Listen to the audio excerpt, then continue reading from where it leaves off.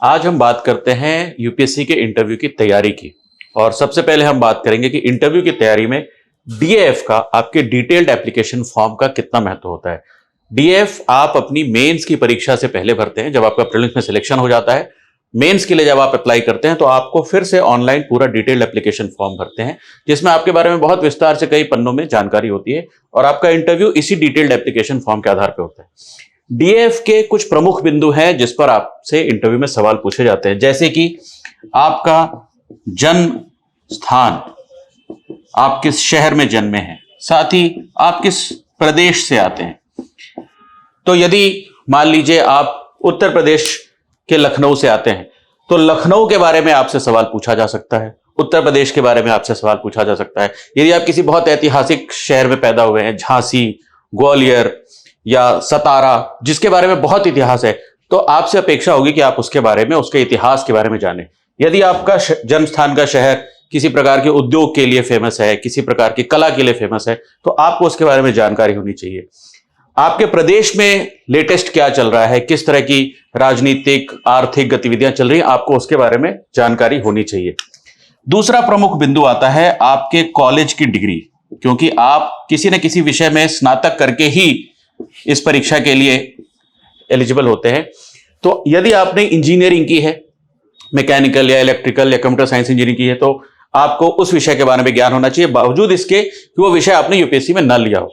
यदि आपने इतिहास में, भूगोल में, साइकोलॉजी ऐसे किसी सब्जेक्ट में लिया है, तो उसके बारे में भी आपकी जानकारी होनी चाहिए। भले ही आपके स्नातक में बहुत अच्छा परफॉर्मेंस नहीं रहा हो, लेकिन उस विषय के बारे में मोटा मोटा ज्ञान आपसे अपेक्षित होगा और हो सकता है एक आध प्रश्न उस पर पूछे जाए।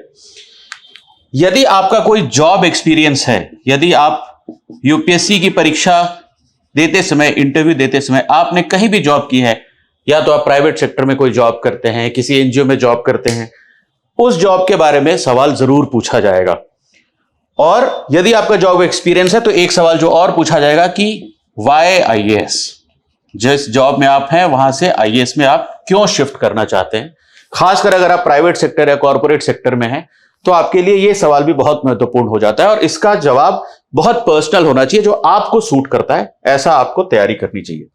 और डीएफ में महत्वपूर्ण बिंदु क्या होते हैं, और आपसे डीएफ में वो पूछते हैं आपके हॉबीज के बारे में, आपके एक्स्ट्रा करिकुलर्स के बारे में, आपको मिले हुए अवार्ड्स के बारे में।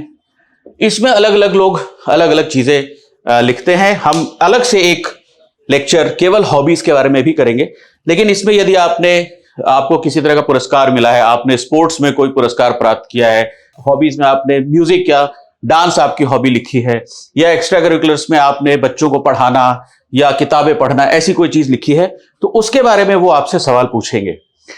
इन सभी तरह के सवालों का, डीएफ के बेस पे सवालों का औचित्य क्या है, ये आप समझिए कि जब आप इंटरव्यू देने जा रहे हैं तो आप मेंस की परीक्षा दे चुके हैं। जैसा कि हमने पहले ही बताया कि मेंस की परीक्षा का वेटेज लगभग 70 से 80% है, तो वो आपका नॉलेज नहीं टेस्ट करना चाहते हैं, वो नॉलेज उन्होंने आपके मेंस की परीक्षा में टेस्ट कर लिया है। वो आपकी पर्सनैलिटी समझना चाहते हैं, इसलिए इसको पर्सनल इंटरव्यू कहते हैं। और इन विषयों के बारे में पूछताछ कर वो ये जानना चाहते हैं कि क्या आप सामान्य रूप से एक जागरूक व्यक्ति हैं, जिस शहर में आप जन्मे, क्या उस शहर के बारे में जानने की आपकी इच्छा है, जिस प्रदेश से हैं क्या उसके बारे में आप जानकारी रखते हैं, जब कॉलेज में थे तो क्या वहां ध्यान से आपने पढ़ाई की, जो आपने हॉबीज एक्स्ट्रा करिकुलर्स किया, क्या उसमें आपकी पूरी रुचि रही है। क्योंकि सिविल सर्वेंट के रूप में हम एक होलसम कंप्लीट पर्सनैलिटी वाले व्यक्ति को पसंद करते हैं, जिसको सभी क्षेत्र के बारे में थोड़ा बहुत अच्छा ज्ञान हो। इसलिए जरूरी है कि आप अपने डिटेल्ड एप्लीकेशन फॉर्म के बारे में, इन चीजों के बारे में आप पूरा ज्ञान रखें। एक और विषय जो बहुत महत्वपूर्ण है वो ये कि डीएएफ एक ऐसा हिस्सा है जो हर व्यक्ति के लिए यूनिक होता है, जबकि करंट अफेयर्स के बेसिस पे जो सवाल है वो सभी के लिए सेम रहते हैं। उससे आपकी पर्सनैलिटी के बारे में सब कुछ नहीं पता चल सकता, लेकिन आपके डीएफ के सवालों के आधार पर आपको जज किया जा सकता है कि आप एज अ पर्सन कैसे हैं।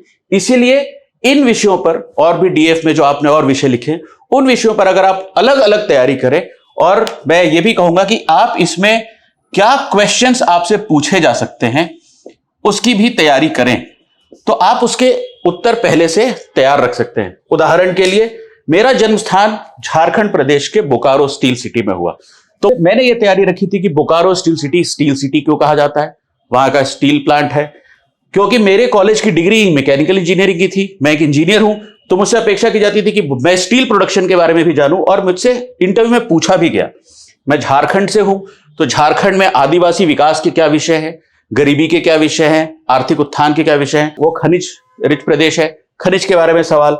मैं मार्केटिंग की एक जॉब करता था, तो मार्केटिंग के बारे में, मेरे ज्ञान के बारे में पूछा गया।